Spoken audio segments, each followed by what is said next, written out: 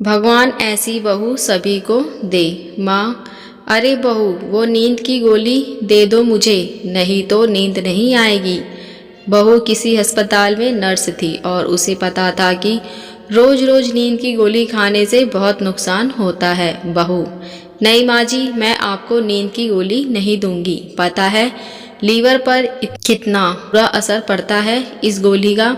माँ, अरे बहू, मुझे बिना गोली के नींद नहीं आती, जल्दी दे दो गोली। मेरा बेटा तो बिना मेरे से पूछे मुझे दे देता है। पता नहीं तेरी मुझसे क्या दुश्मनी है। बहू, माँ जी, दुश्मनी कोई नहीं है, बस मुझे आपकी सेहत की फिक्र है। बहू ने दिल में सोचा कि वो क्यों इन्हें रोज नींद की गोली देते हैं।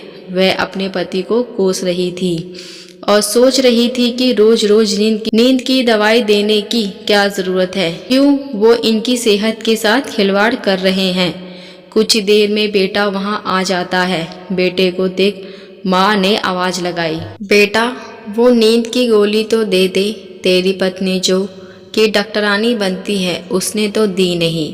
बेटा माँ के पास आया और कहा, अभी देता हूँ माँ। इतने में पत्नी भी आ गई और कहने लगी, नहीं, ये नींद की गोली मत देना, माँ को इसका सेहत पर बुरा असर पड़ेगा। लेकिन बेटा था कि पत्नी की एक ना सुनी और अपने जेब से एक पीली गोली निकाली और माँ के मुंह में डाल दिया। गोली खाते ही माँ लेट गई और सोने की कोशिश करने लगी।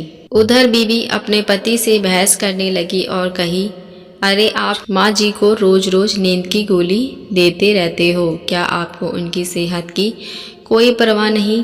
क्या आपको नहीं पता इस गोली के कितने साइड इफ़ेक्ट्स होते हैं? आप ऐसा कैसा कर सकते हो? पति ने पत्नी को समझाते हुए गोलियां दिखाई और कहा, अरे मेरी माँ, मेरी बात तो सुनो। यह गोलियां मल्टी विटामिन्स और ताकत की हैं। माँ को यह गोलियां खाकर अच्छा लगता है और इसलिए उन्हें इनकी आदत हो गई है।